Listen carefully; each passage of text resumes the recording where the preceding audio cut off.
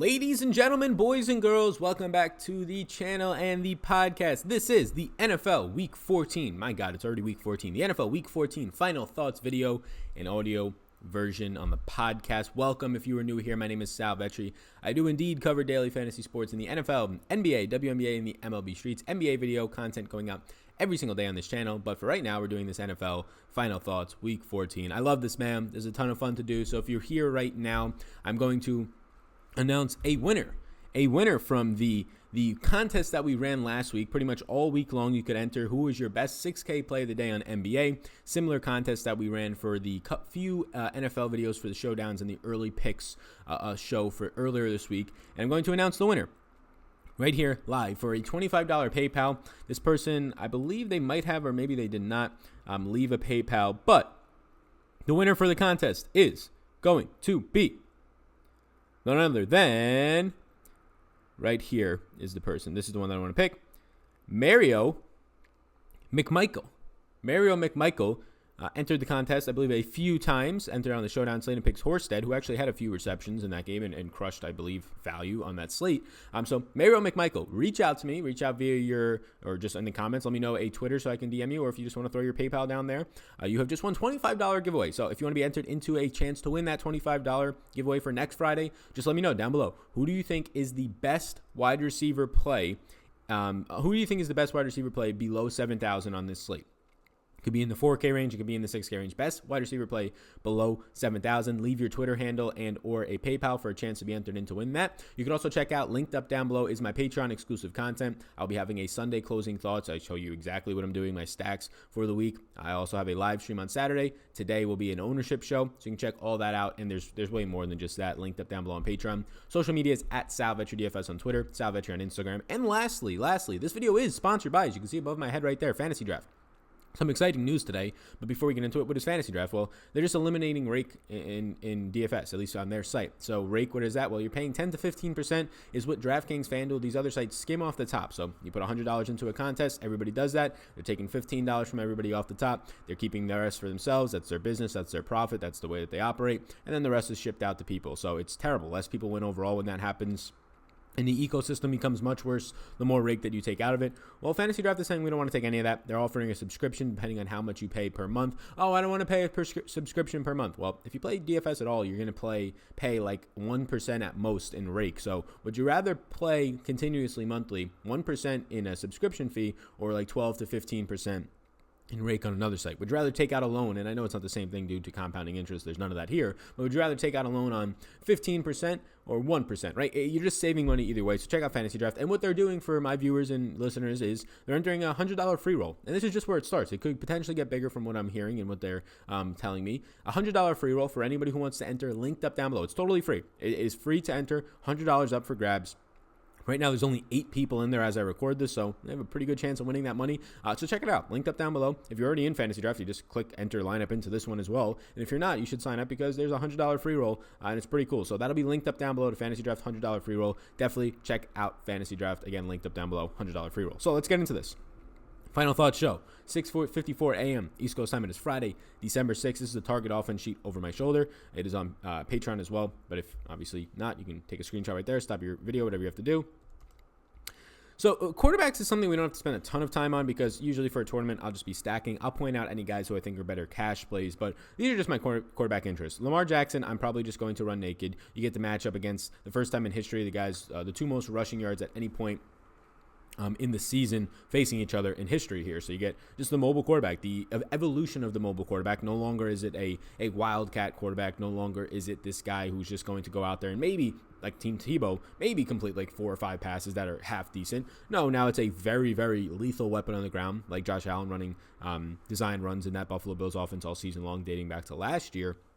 And obviously Lamar Jackson this year, the lead runner and the front runner right now by a wide stretch at this point for the MVP race, according to Vegas odds. They get to face each other. Lamar at 7,400. I have interest. I'm always going to have interest in the guy who is averaging over 84 rushing yards per game, averaging close to a touchdown per game on the ground. And then obviously he has 5 touchdowns 5 TD passing games so far this season. It's hard not to like him even against this Buffalo secondary. He's done it against New England. He's done it against San Fran. It really doesn't matter who this guy faces. He'll be absolutely fine. So, yeah, Lamar Jackson is fine for me at 7,400. I would run him naked, though. I don't really like Mark Andrews, and Hollywood Brown against Trey White this week sounds absolutely abysmal.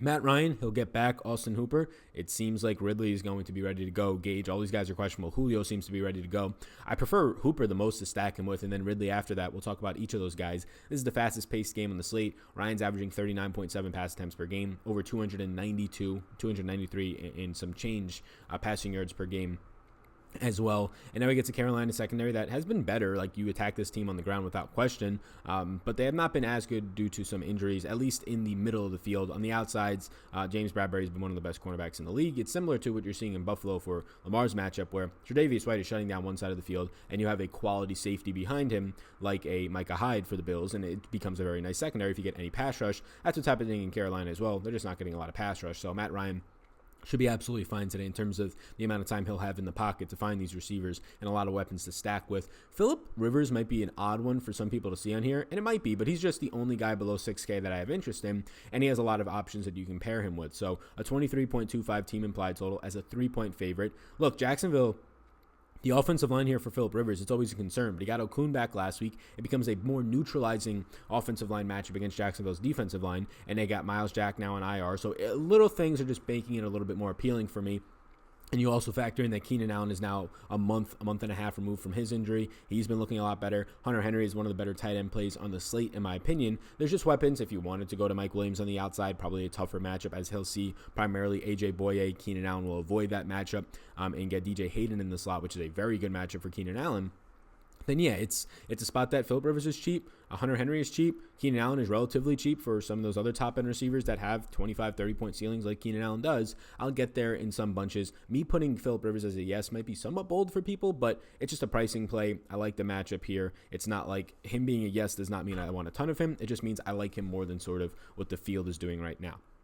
And then a long laundry list of maybes. Jameis Winston gets a reduced Chris Godwin price, priced up Mike Evans. It's a really tough matchup for these guys. Like, I like Jameis. I like the team total 25.25, the game total 47.5, second highest or third highest on the slate right now. It's just the Colts are going to allow you to catch a lot of balls in the middle and the short part of the field. So ding, ding, ding. Chris Godwin has some upside there, although he does run a lot of his routes in the middle to deep part of the field as well. But Mike Evans, if this was man-to-man against Day Sire on the outside, Mike Evans would just smoke him all day. But the Colts do a fantastic job getting their personnel to play above their skill set when they play together in a zone defense. So it's a tougher spot than expected against the Colts defense here because they're just such a stingy zone. They're sort of the poor man's Buffalo Bills secondary because the Bills play a very good zone, but they also have Tre'Davious White and Micah Hyde, whereas the Colts, due to some injuries to like Malik Hooker and really don't have a star shutdown cornerback, they don't have that type of same personnel, but they still do very well at limiting big plays. That said, though, if Jameis is going to throw 39.5 times per game, over 300 passing yards per game, it has to go somewhere. I prefer Chris Godwin over Evans this week for the age-old question. Aaron Rodgers priced up, so is Devontae Adams, so tougher to want to get the stacks here, but he's still in play, right? Your team has a 27.75 team implied total, virtually the highest on the slate with Minnesota. You're a 13-point favorite, so, I mean, against Washington, there's a good chance this just becomes the Aaron Jones, Jamal Williams show. But even in games where that's the Packers' backfield, even in games where Aaron Rodgers, in more times than not, throws 30 to 32 times, we've seen him win GPPs 2 times this year and been up there in 3 times when he's only throwing 32 or less times. So I'm not really too concerned. The price point coming up is the biggest concern. He's no longer in the $6,200 range. Adams is no longer $7,000 to $7,500. He's now $8K. So just fitting that puzzle together in the slowest pace game of the week seems a little bit more difficult. So I probably don't get to as much Rodgers, but I do want to put him on here because I do think he still has that same upside in this matchup. Deshaun Watson at 6,500. Tough matchup against Denver, right? Chris Harris Jr. This secondary is not allowing a lot of points. Number 7 ranked overall. Their run defense, according to Pro Football Focus, is number 1 overall. And they're still generating pressure even without Bradley Chubb there. So it's a spot, and it makes sense when you have Von Miller. It's a spot where it's Deshaun Watson, and honestly, out of all these quarterbacks in the league, he's probably the guy I trust the most in difficult situations to just accumulate fantasy points. He's like the definition of a good fantasy quarterback, the stereotypical fantasy quarterback I would build. Maybe Lamar Jackson is starting to become that since he has just unreal rushing upside. But you still have the rushing upside and the mobility out of Watson. He has a positive, actually, pass blocking advantage here. His offensive line has been playing better, and even though Denver has a good pass rush, it's not going to get there as much as usual in this matchup. 9.5-point favorite, so again, maybe they don't need him as much. But I really like some of the individual matchups here. Mainly, and we'll talk about him, maybe one of my favorite plays on the slate is Will Fuller, due to his matchup facing a converted safety this week.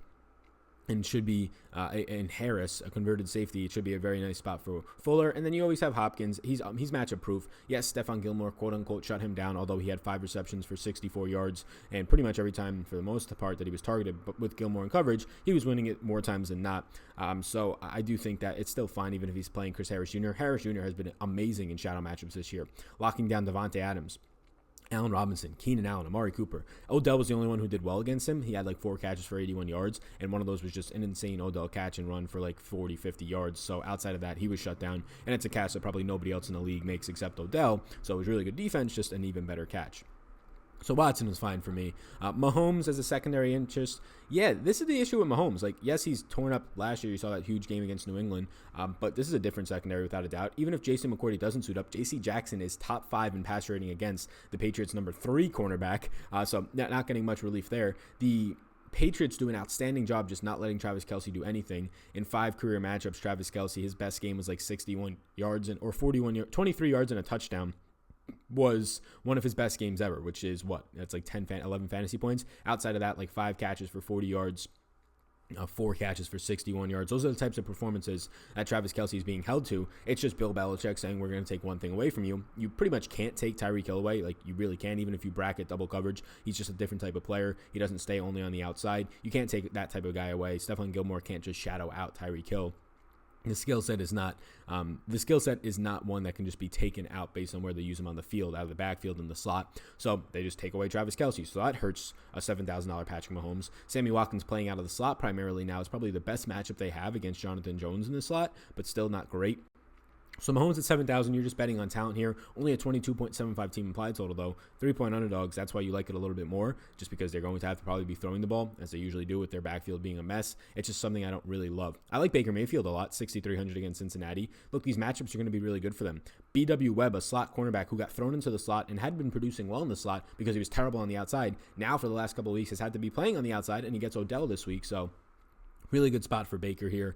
26 pace here is a top 3 on the slate. A nice matchup in terms of Cincinnati giving up 22.6 fantasy points per game. Yes, this team has been terrible. I understand the offensive line has issues, as it has all year. I understand Freddie Kitchens is probably a hidden donkey, a closet donkey that we didn't know about since last year. But or until this year, that we didn't know about last year when everybody was praising him for his offensive know-how. But yeah, Baker at 6,300. The price points on guys like Odell, even Landry, who's been producing week in and week out, I think they're absolutely fine. And if you get David Njoku back, you don't know what his health will look like, but that's another cheap guy that you can throw into some stacks. Moving on to the running back position, somewhat of a short list, right? I only have 11 players on a 13-game slate. Look, there's no value. There's still not a lot of value. You're kind of begging for it. So I have McCaffrey as a yes up top and Dalvin Cook. I prefer McCaffrey. I don't think he's forcefully needed this week. He has the best matchup probably out of everybody on the slate against Atlanta. You saw him have 15 targets, have 100-plus receiving yards in a game where his team only scored 3 points last time out, still averaging over 27 total opportunities per game, best in the league. This is the best pace environment. So, yes, I love McCaffrey. I think he scores 30-plus. A lot of the time here, maybe, 45% of the time. I have him right now projected. I have projections on Patreon for 27 points in this one. So we're right around 27 points. So, yes, I think he's great. It's just a matter of, can you fit him in? And you can clearly punt tight end to get more money. You can pay down for some receivers and just go mid-range at receiver. And then, yeah, it's really easy to get McCaffrey. So for the people who say, I can't get McCaffrey, there's no value. No, you just have to prioritize your lineup. Just pay down at receiver and pay down to the medium to low range at tight end, and you get McCaffrey pretty easily, and if not, a lot more money spent left over. So McCaffrey is always going to be a priority for me, coming in at only like 14% ownership right now. I think that's too low. Dalvin Cook at 9,500 seems to be healthy. He keeps saying it that he's good to go. They expect him to be close to 100%, so not 100%. Look, Cook is fine at 9,500, but people that think that this is a fantastic smash spot against the Detroit Lions defensive line because overall in the season they look bad, I think are mistaken a little bit. The Lions are top 6 against the run over the last 5 weeks, and since that time, they've gotten healthier up front. That's a big reason why. Mike Daniels came back 5 weeks ago. Since then, the best rushing performance they gave up was actually their last game against David Montgomery on Thanksgiving, where he had like 15 carries for 70 or 16 carries for 71 yards, something like that, which is like 4 yards per carry. Outside of that, they've been holding teams below a 3 yard per carry mark for the better half of the last 5 weeks. Dalvin Cook's obviously not anywhere near David Montgomery's skill set, and he's the best running back that the Lions will have faced during this time, but he's still very expensive, and it's a scarier matchup than people expect. Give me Christian McCaffrey instead, although I do think Cook, obviously, since he's a yes, is still fine. Le'Veon Bell, last time out against Miami, it's sort of when his overall touches started coming up after he talked to Adam Gase. He saw 25 or 27 touches in that game. He had over 120 total yards on the ground in the receiving game, had his most receptions of the year. He has a negative 2% run blocking advantage this week, but it's fine. It's pretty much neutral. And he's 15% owned currently at 7,200. I think he's a very, very fine play against Miami once again. Don't look at the last 2 weeks. Last week, pretty much the usage for him is not true. It's not accurate the last 2 weeks. Last week, they get behind by 3 scores, 22-0. They end up losing 22 to 6. So, obviously, you're not going to run a lot. The week before, they get blown out, or they blow out the Raiders, and Le'Veon Bell got pulled in the third quarter. He's on pace every game, and he will touch the ball 20-plus times as long as it's not a blowout. So, Alvin Kamara, here. New Orleans. He's like the second highest owned guy in the slate, right behind his teammate Michael Thomas. I have him projected for 18 touches. San Fran allows the third fewest running back receptions and least yards. They also don't usually face Alvin Kamara, although they did hold down Christian McCaffrey this year in the receiving game. Kamara's just too cheap. Like, yes, if Kamara was 10-5 like McCaffrey was coming into that week, I wouldn't want any of him. But he's too cheap. So, yeah, the 17% ownership that he's coming in right now, it's completely fine to me. I do think I like Le'Veon Bell more. I have right now Le'Veon Bell projected for, I believe, 19 points and change this week, and I have Alvin Kamara right around that, but a little bit less. And again, it's ownership thing. They're pretty much a coin flip between Le'Veon Bell and Kamara for me. Bell seems a little bit lower owned in a better matchup, so I probably prefer him, but Kamara's completely fine. Devonta Freeman on a slate lacking any sort of value seems like the best value, but there is a lot of holes to poke in this value. Now he's getting ownership, but again, on a 13-game slate, a lot of this ownership is spread out. He's seeing about 13 carries per game on a team that just sucks at blocking for the run. Like, Brian Hill was bad, but this run blocking advantage is terrible. Quadre Olson, everybody who's tried to step into it, Kenyon Barner, they have not done anything on the ground of effectiveness because this Atlanta offensive line has just been banged up, and they're much worse in the run blocking advantage than pass protecting for Matt Ryan, although they're not great there. Yeah, Carolina is one of the worst, if not the worst, DVOA team still so far this year, giving up the most rushing yards, the most rushing touchdowns, 19, 6 more than anybody else in the league, but you have a team that sucks at running the ball, and because of scheme and personnel, and now you have, okay, well, Devonta Freeman relies on his pass-catching game. Well, Carolina actually allows the second fewest receptions to running backs and second fewest yards. So they face Alvin Kamara, they face these types of teams. So it's a little bit worrisome. That $5,400 Devonta Freeman is surely good value on this slate. There's nothing really else to hear.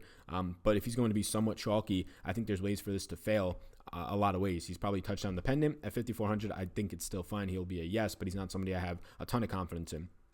Leonard Fournette running the second most routes in the league, 14 less than discussed yesterday on the Awesome Show with Lofty, Dave Lofty. You can follow him on Twitter at Lofty_D. I urge you to check him out. He's got very good information, very good just radio host, content producer. Check out Dave Lofty. And then, yeah, so 14 less overall routes run than McCaffrey this year. He's been fantastic. He's seeing 10 targets per game over the last 4. He has now Gardner Minshew back under center. I don't know if that mobility will take anything away from Leonard Fournette. It did not for the better part of the year, the better part of 8 to 9 weeks. So $5,400 or $7,800 Fournette, I think it's fine. He's just not getting ownership right now. And if he doesn't pick up any ownership, I have the guy for damn near 20 fantasy points. I'll just get more of him than Bell and Kamara, find the extra money. And now my maybes, Aaron Jones, 13-point home favorite.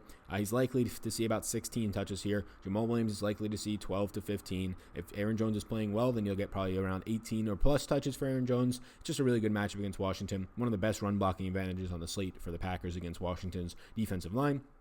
Philip Lindsay has outtouched Royce Freeman the last 3 weeks, 52 to 22. The issue here, they have a negative 11% run blocking advantage, so not a good matchup against Houston, and they're going to be close to a 10-point underdog. Over a touchdown underdog here, I think 8.5-point underdog. The issue with that is last week we saw it.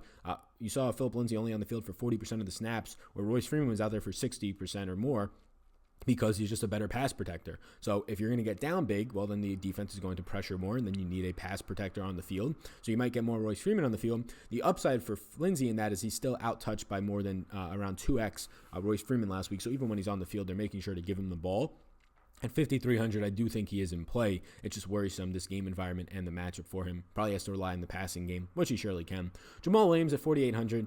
Very barely making my interest here. Like, I think I project him for about 12 to 13 touches, 12.5 touches here against Washington as a huge home favorite. The problem is they're huge home favorites, and he gets a lot of his I would say upside when Aaron Jones is healthy in the receiving game, might see 3 or 4 receptions. When you're 13-point favorites, you can get those early in the game, right? First half, but more times than not, I doubt he's picking up 3 or 4 receptions in the first half. You might get 1 or 2 receptions in the first half and then nothing in the second half, which crushes his upside. If you're missing out on 2 receptions in the second half, that's at least 3 or 4 fantasy points, which is a concern if you're paying for this type of a guy at 4,800. The price point is cheap, but you also need him to do something with the opportunities he gets, right? I'd much rather him have 15 touches than 12 because of a blowout in the second half. Patrick Lard at 4,800 or 4,100. You can check out the Take Cast with Dave Maddox, a very good show with Patrick Lard came on there. Very funny if you're following along in the industry on Twitter. But here's the problem with Lard. Like, he's 4,100. It's great. He's the best pass catcher that they probably have on the team right now out of the backfield. We saw him catch a 2-point conversion. We've seen him have like a 5-reception day, 6-reception day so far this season. But Miami signed Zach Zenner, and they still have DeLance Thomas on the roster, and also have Myles Gaskin, who they spent a draft pick on, so capital, which they didn't do for Patrick Lard. So, yes, he's been the de facto running back. Yes, he's been very good in the pass-catching game, pass protection, but everything points to, like, they don't want this guy to get the ball. You don't sign Zach Zenner, even though you have 2 other healthy running backs in DeLance Thomas and Myles Gaskin on the roster. And Zach Zenner came in for the Cardinals and was getting snaps immediately in the weeks where they were down David Johnson, Chase Edmonds the week before they got Kenyon Drake, I believe. So that's an issue. You don't spend draft capital on Myles Gaskin to not at least give him more run when your top 2 running backs, top 3 now, right? Mark Walton, Kalen Ballage, and Kenyon Drake are gone. So I'm very skeptical of Lard. Now, he has no ownership on him, but if you're following along closely in the industry and you think at 4,100 he's the best value running back playing the slate, I ease you to temper your expectations. The Jets, even without C.J. Mosley, are still a top 8 run defense here, and you're pretty much banking on Lard to be able to just contribute in the passing game only, which he can. He can catch 5 passes for 40 yards, maybe find his way into the end zone, and it's a great game like last week where he had 16 fantasy points. But a real outcome for him can also be 7 carries for 25 yards and 2 receptions for 15 yards, and now you're sitting with a 6-point stinker in your lineup, and I think that happens more times than not. So, yeah, I think that there's upside in this guy at 4,100. I'm just very worried about a crowded backfield where there's potentially going to be 4 active running backs on the roster, and anytime that happens, they're probably all going to get touches one way or another, even if it's just like 1 or 2 for DeLance Thomas, but that's a concern of mine. Melvin Gordon at 6,100 or 6,400. I do like this spot. It's not a great offensive line versus defensive line matchup against Jacksonville. It's not a good one at all, but he's a 3-point favorite. He's seen 20-plus carries in 3 out of the last 4 weeks, 20 or more carries, I should say. And then Jacksonville allows the 4th most rushing yards, 3rd most touchdowns this season. So Melvin Gordon just getting the work as of late, 6,400. Get all the goal line work in there too. If you're not going to those Phillip Rivers stacks that I do have some interest in, I do think getting to Gordon at this price range, he's just, it's the slate that makes him more appealing. Like if you had some sort of value in the 5 or 4K range that seemed viable, and Freeman surely seems viable, but something that you really like, seemed like secure value even for cash, then I wouldn't have as much interest in Gordon. But look, he's like the 2nd or 3rd cheapest running back that I like, and he's 6,400, which says a lot about this slate. LaShawn McCoy at 4,400, I had interest, but now he's a no because I just want to make you aware of this. Darrell Williams was placed on IR, but the Chiefs also signed for like the 4th time in a matter of 2 years Spencer Ware back to the active roster. So if Damian Williams was to miss, they'll still have Darwin Thompson, the rookie, Spencer Ware, who's been in this system for like 5 years now pretty much, and LaShawn McCoy in that backfield. So it makes it a lot worse. Honestly, I wouldn't be shocked if Damian Williams missed and Spencer Ware saw like 8 to 10 touches. Like I would not be shocked based on how much they like Ware when he's healthy. So not really a spot I want to get to all that much. Let's go over to wide receiver now. Wide receiver, a lot of names here, as it kind of makes sense that it's just the biggest position with the most actual players to roster, and then there is 13 games on this slate, so it's going to be more than usual. Right now it's right around average for me. 23 guys on this list. Julian Edelman against Kansas City. He'll get to face a mixture of Tyrann Mathieu and Kendall Fuller. Kendall Fuller has been really bad in the slot, but Tyrann Mathieu has actually been okay, but he's still a safety trying to play slot coverage. He's played the most slot snaps now, so he's been playing a lot over the last month in the slot, especially when Fuller was injured. So Edelman, though, 7,100, too cheap for the guy leading the slate and leading the league in red zone and end zone targets.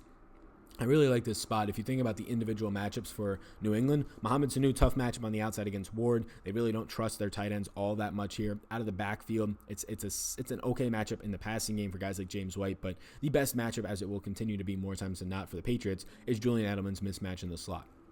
Odell at 6,300, mentioned it in the past that his matchup against, or mentioned it earlier, that his matchup against B.W. Webb is going to be a really good one for Odell. I get it, he's been terrible, longest stretch in his career, a drought, if you will, since he's had a 100-yard game. B.W. Webb, though, forced to the outside where he has been terrible in his career. That's why he's been a better slot cornerback. He's going to probably get exposed by Odell more times than not in this matchup. I'll take him at 6,300, just too cheap of a price point against a banged-up Cincy secondary. Jamison Crowder, the best overall matchup on the slate, the number one matchup according to Pro Football Focus, in his matchup against Jamal Williams, who's given up 28 receptions, 320 yards, and 4 touchdowns this year, in somewhat limited games. He was injured earlier in the season. And Crowder's price point's down to 5,300. He's one of my favorite wide receiver plays in the slate. Calvin Ridley at 6,700, even though the price is 1,200 more than the last time he faced Dante Jackson 3 weeks ago and lit up Dante Jackson, but not just Dante Jackson. He had half of those yards in a touchdown against Jackson. He had about 50 yards even against James Bradbury. So his game, I don't know if you get the 8 reception, 143 yard and a touchdown repeat, but he's seeing 7 targets per week, and it's still a very nice spot against Carolina, especially if you do have Julio active. Julio will see all the James Bradbury. Tyler Boyd, John Ross returns, is going to force Tyler Boyd into the slot more. Tyler Boyd's playing like 2/3 of his routes out of the slot. You might have to play 80 plus because the 3 wide receiver sets, instead of putting Boyd on the outside and Alex Erickson in the slot, you'll now have Boyd on the inside, John Ross on the outside, and Auden Tate on the outside. So I love Tyler Boyd when he's running out of the slot. It's just much easier for him to convert on those short passes, especially with a bad offensive line still in Cincinnati. So yes, give me Tyler Boyd at 5,900. Zach Pascal, good matchup against Tampa Bay. I think it's absolutely fine if you want to get to him at 5,500. Probably no T.Y. Hilton here. Marcus Johnson and Zach Pascal will be on the outsides. No Chester Rogers either coming out of the slot. So potentially a little bit of a bump in usage. I don't think it'll be too much, but maybe a half a target to a target more for Pascal here just out of necessity for receivers. And maybe my favorite target favorite play for GPPs only on the entire slate might be Will Fuller. Look, Denver's secondary has been good, but they've had some injuries, and they get to so they've put in a converted safety now in Harris, who in 3 games of snaps now has 148.5, bottom 10 in the league, passer rating against. He's allowed 3 touchdowns in 3 games worth of snaps as a cornerback here, and he gets Will Fuller this week, who is like the GPP GOAT of just catching multiple touchdowns, 100 plus yards. So yes, it is a stingy Denver defense, good pass rush, good run defense, strong secondary. But the one hole in this defense is their number 2 cornerback position. The slot's fine. Chris Harris is obviously fantastic. And you're going to get DeAndre Hopkins seeing all of the Chris Harris Jr. He's been shadowing 75 to 80% of the time on guys when he does shadow, if not more. So Will Fuller, 5,500 as a GPP play. Yeah, I love the guy this week. And then I have a ton of maybe interest. At the top end, Devontae Adams against Washington. He'll get Quinn Dunbar. Fine spot for Adams. He's just priced up. Probably if you have more money left over in cash for some reason, I'd go there, but I don't want to prioritize Adams too much. He's seeing over a 35% market share of targets, close to 40%. So even if Rodgers throws 30 times, you're probably getting 8 targets at a minimum, probably closer to 10 out of Adams. Hopkins against Chris Harris Jr. Yeah, it's a tough matchup. Harris Jr. has been fantastic, but Hopkins right there with Devontae Adams are like the 2 guys that I don't really care about matchup all that much for. They'll get theirs in some way, even if it takes Hopkins throwing a like shuffle pass touchdown to his quarterback last week, ends up getting, if depending on the league that you play him, close to 20 fantasy points last week if it's a 6-point touchdown for you. So yeah, I think that Hopkins is obviously not the guy that I want, even in the same team. I would rather have Will Fuller, but I think he's in play. Adam Thielen, if Thielen suits up, he did not practice on Wednesday or Thursday. It does not seem like he's going to play. If he, for some reason, plays or practices Friday and then he's active, he's a top 3 wide receiver on the slate if we knew that he's fully healthy. It doesn't seem like it's going to be that way, but he would get Justin Coleman, who's given up the 2nd most receiving yards in the league, just 3 behind Kevin King of the Packers for the most in the league. He's given up tied for the most touchdowns in the season. And the interesting thing about Justin Coleman is he's a slot cornerback, so that's his position, right? And Adam Thielen will play about 1/3 of his routes out of the slot. But when they go into 2 wide receiver sets, the offense going up against the Lions, they put Justin Coleman to the outside. So I think that's why he's getting exposed. He's very comfortable in the slot. Earlier in the year, he was doing very well in the slot. And then Rashawn Melvin started to play terrible on the outside, so they've been pushing some more Justin Coleman to the outside, and it just has not been well there. So I do not like Busy Johnson or Laquan Treadwell if they fill in for Thielen. They're just not anywhere near as talented. Don't want to pay for them on this slate. But Adam Thielen, if he was to kind of get it turned around and play, I do like. Keenan Allen, I like if you want to pair him with if you want to pair him this week, he'll come out of the slot against DJ Hayden with his quarterback, Phillip Rivers. Even as a one-off, he'll go low owned. I like that. I already talked about Landry. I think the Landry and Odell stacks make a lot of sense. Michael Thomas, not a big priority for me. 8,300. He won't have to face Richard Sherman. He'll get a better matchup against Witherspoon. And for the most part, Thomas's routes at the 8 to 12 to 15 yard markers, if not like less than that, 5 to 15 yard markers, they make it very easy for him not to get shut down. He can still catch like 8 balls for 80 yards and maybe find a score. But at 8,300 in this tough matchup, I prefer not to get there, although he's still in play. Both Tampa Bay receivers just always in play. A tougher matchup for Evans on the outside against a strict and stingy zone. So I do prefer Chris Godwin for $100 more, 7,300 to Mike Evans, 7,200 on DraftKings. to Mike Evans. I prefer Chris Godwin this week. Auden Tate, it's a sketchy spot because he's 4,000, but John Ross comes back, so I do think this hurts Auden Tate in between the 20s, but it might help him actually in the red zone. He has an insane red zone role. He's the number 1 red zone target for the Bengals, and if they just get there more, it might actually help him, right? So John Ross being on the field as opposed to Alex Erickson, without a doubt, stretches the field more. Instead of having your dink and dime, Alex Erickson maybe catches a 8-yard pass and runs for an extra 6 yards, 14-yard reception, catch and run. You now have John Ross who can in one play have a 50-yard reception, which Alex Erickson really isn't going to do. So in theory, it definitely hurts Auden Tate's overall volume. He might not see 8 targets per game anymore. It might get dunked down to 6 now, but it might help him in the red zone. So he's still in play at 4K. Corey Davis is just too cheap at 3,900. The guy that I would like the most is Corey Davis out of these cheap end wide receivers. Tyreek Hill at 8,100. I have some interest. I just don't think they can guard him, even with Stephon Gilmore. I have some interest, but not a ton at 8,100. Really, wherever I play Patrick Mahomes, I'll just stack him with Tyreek. Terry McLaurin is very interesting to me. His price has fallen off a cliff. The Packers are probably going to put Kevin King on him the way that they just line up personnel-wise, and Kevin King has given up the most yards in the league. Terry McLaurin, though, his problem is Dwayne Haskins, his quarterback. His quarterback has overthrown him 3 times for touchdowns. 3. I'm not even kidding you. 3 times for touchdowns. It's been so frustrating. Now his price is at a bottom number, but just say he hits him on 2 of those touchdowns, his price would probably be still in the 6K range. So this is a risk because you're betting on Dwayne Haskins being accurate, and he has not been accurate so far. But in a game where they're 13-point underdogs, Haskins might actually have to throw 35-plus times. Maybe we'll get lucky and they'll pull him and put somebody else in the game so they can actually hit Terry McLaurin here. But at 5,100, it is surely risky, but I'll take my odds and get some Terry McLaurin this week. Closing it out, Sammy Watkins in the slot against New England. That's the best matchup probably on the entire slate outside of just Tyreek being a freak. But Sammy Watkins coming out of the slot against Jonathan Jones is very beneficial, or the most beneficial matchup that they will find this weekend, as opposed to McCourty or J.C. Jackson on the outside, and obviously Stephon Gilmore there. Chris Conley at 4,000, Isaiah McKenzie at 3,300. McKenzie at 3,300, he's just cheap. But the matchup is brutal, right? He'll probably get Jimmy Smith, and that's just brutal. And then for Chris Conley against the Chargers, he won't have to face DJ Shark. Will have to face Casey Hayward. So Conley at 4,000. Actually, I'll say Conley at 4,000 is my favorite cheap wide receiver play over Corey Davis this week. Moving to the tight end position. Austin Hooper might return, should return, 6,000. I love him. Hunter Henry, 5,100. Yes. So Hunter Henry, just weird game last week. Only 3 targets on 29 Phillip Rivers dropbacks. I think that's just kind of an outlier performance. He's been solid for 7 to 8 targets per week before that. I like the price point of 5,100. Austin Hooper returning, a guy who's seeing steadily 7.5 targets per game before getting injured. Now gets a nice Carolina matchup, a team that has been struggling as of late defending quality tight ends, I will say. George Kittle is my favorite tight end on the board, though. He has not been this cheap in 7 weeks. This is the second lowest he's been priced all season long. He gets the Saints in a spot where his team only has a 20.75 team implied total. But Jimmy G the last 2 weeks has only thrown 41 times total. If Jimmy G is forced to throw against a good Saints run defense in this one, so probably should throw a little bit more. If he's forced to throw in this game, and it is slow pace, so maybe they lose a possession or something like that. But if he's forced to throw 28 to 30 times, the target share that George Kittle is seeing this year, market share of targets, you're probably going to see Kittle getting 8 targets at minimum.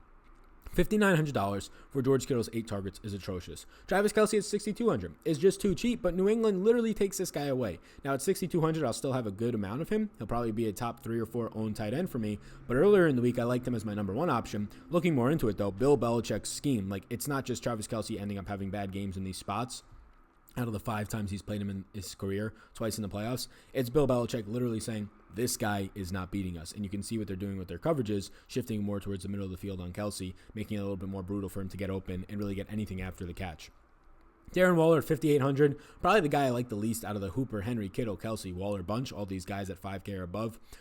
Actually, Mark Andrews would be the guy I like the least, but then Waller after that. He's fine. It's just a really tough matchup against Tennessee. They do guard the middle of the field a lot better as his own defense. You might see a little bit more for Darren Waller in the middle of the field, but nothing in terms of big play upside in a slow-paced game. Jack Doyle at $4,600 against Tampa, still in play. 11 targets, nice game last week. The wide-open touchdown probably doesn't happen every week for him, but if you're seeing 11 targets and now there's no Chester Rogers in the middle of the field, he's going to have to pick up some slack. Even with the price hike of $1,300, I still think he's fine. Track David Njoku's status. He might play this weekend. He'll probably be limited if he does play, so maybe this isn't the week to take a chance on him, but he's only $3,500, and if you are Cleveland stacking, it could be a nice addition to some lineups.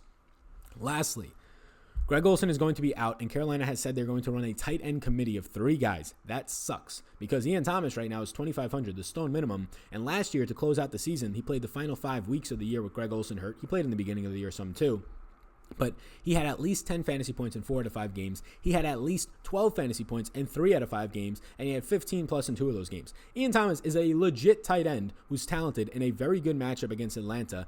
So, look, I'm still going to run him out there in some lineups. I don't like it. They said they're going to run out of tight end by committee, but in my opinion, he's by far the best pass-catching tight end, which they're going to need here. So I like Ian Thomas at the stone minimum. If they never said that, that scares me a little bit, the coach speak of splitting it up. He would be my highest owned tight end. Now, though, I'll probably have more Kittle, maybe more Henry or Hooper. So that's where I'm at right now. I'll put this back on the target offense sheet. So once again, check out the link down below in the description. That is going to be for Fantasy Draft. It's a $100 free roll. It is free to enter. So the link down below, free to enter. There's only like 8 people in there as I record this, so you have a pretty good shot at winning. Let me know who's your favorite wide receiver play below 7K in any price range. Favorite point per dollar. Leave your Twitter handle. You must be a subscriber to do this contest. Leave your Twitter handle. It's totally free to subscribe. Hit the red button and or a PayPal, some way for me to contact you if you win. And once again, to the guy who won this week, Mario McMichael, please do reach out to me via Twitter or just the comments down below. Twitter is probably the best way to make sure that I see it immediately, and we can get you your $25 on PayPal, Venmo, whatever you like to use, sent your way. Thank you for tuning in. Check out my exclusive content on Patreon, linked up down below. Tons of stuff over there. You can search more of my content. And also, check out, if you are indeed interested, my social medias at SalVetriDFS on Twitter, SalVetri on Instagram for exclusive content leaks for my Instagram following only. You all rock. Have a great rest of your day. Have a great week 14. Again, Fantasy Draft promotional contest, $100 free roll, linked up down below. Peace out, gang. Thanks for tuning in, and I hope you enjoyed that video. Above my head, if you're not already subscribed to this channel, I do ask you if you can please hit that subscribe button. Helps me out a good amount to reach more people. You can also follow me on Twitter. That's over there. Right in the corner is my at SalVetriDFS Twitter. And then above, you'll find my Patreon link. You can click on that if you want more exclusive content for me, or a video is going to pop up. So why don't you check that one out as well? I think it's going to be beneficial for you. Thank you so much again for tuning in, and I hope you have a fantastic rest of your day.